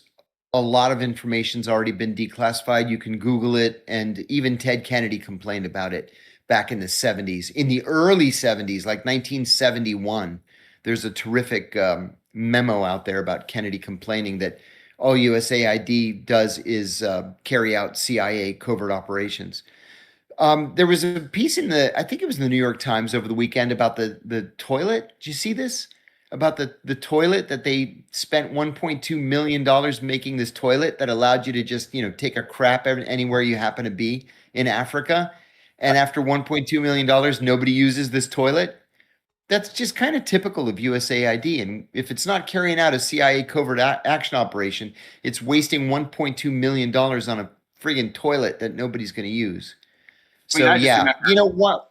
Why is it that other countries succeed? Smaller countries that don't have as much money, the Italians, the Dutch, the Danes, the Swedes, why are they able to go to poor countries and build water treatment plants and electrical grids and hospitals? And, why are the Chinese allowed to pave thousands of miles of highways all over the world and we're not?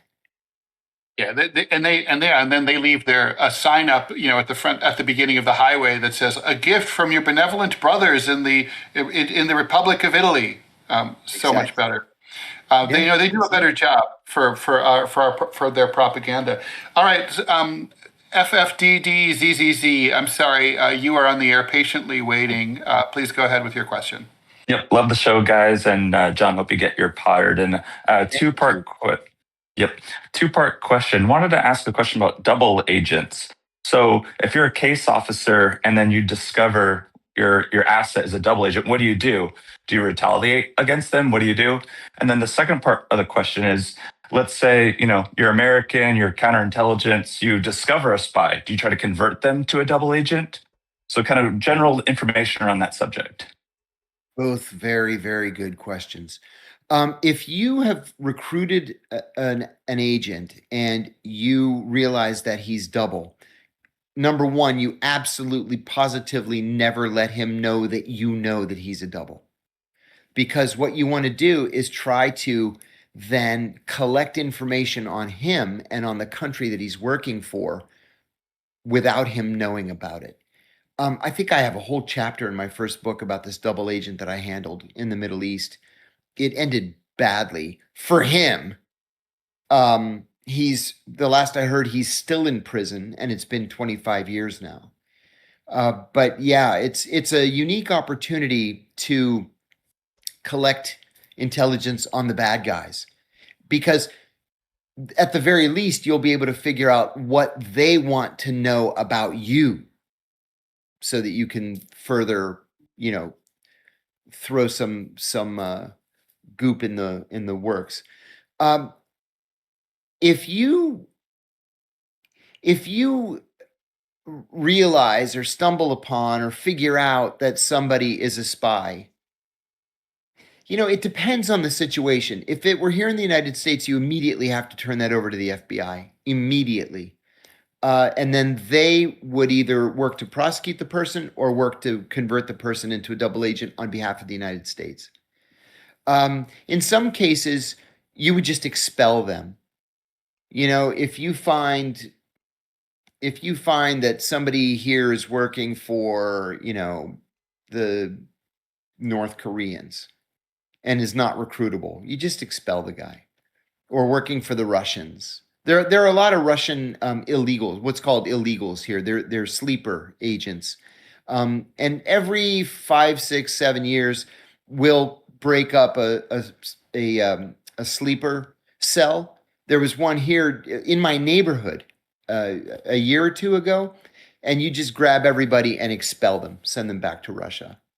Or you use them to trade for some of your own people. But that's a long way of saying that every situation is unique and has to be handled in a different way. Thank you very much for that call. That's the last one we have time for in this show. But don't worry, we're doing this again tomorrow. We have one more ad to do, and then we'll let you guys go. All right, some housekeeping. We are here again tomorrow, Tuesday, December 30th. At 9 a.m. to 11 a.m. Eastern. The first hour is the usual show. The 10 o'clock, the second hour is going to be the call-in segment of the show. Please like, follow, and share the show. Thank you so much for your donations on Rumble as well as on YouTube. We appreciate those, even if you're watching on streaming. It helps this show keep going. We're going to go ahead and do this ad and then call it a day. Did you know the biggest threat to your retirement is not something that's talked about often? Our increased longevity in America means default retirement accounts like IRAs, 401ks, and TSBs may not suffice. If you have over $100,000 in your retirement account, get instant access to a free 2-minute report from Augusta Precious Metals that reveals the one step you can take to secure your financial future. Text SAFE, S-A-F-E, to 35052 today. And also thank you to Mustang Renegades, now a monthly supporter. I think that was you in the waiting for the last to make one more question. And if so, please call back tomorrow earlier in the show and we will definitely get to you. John, always a pleasure. See you. Good to see you, Ted. I'll take that test and let you know what it says. I'll see you. Robbie too. All right. See you guys tomorrow.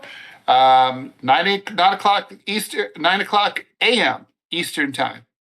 Thanks for everything. Bye. Bye, everybody.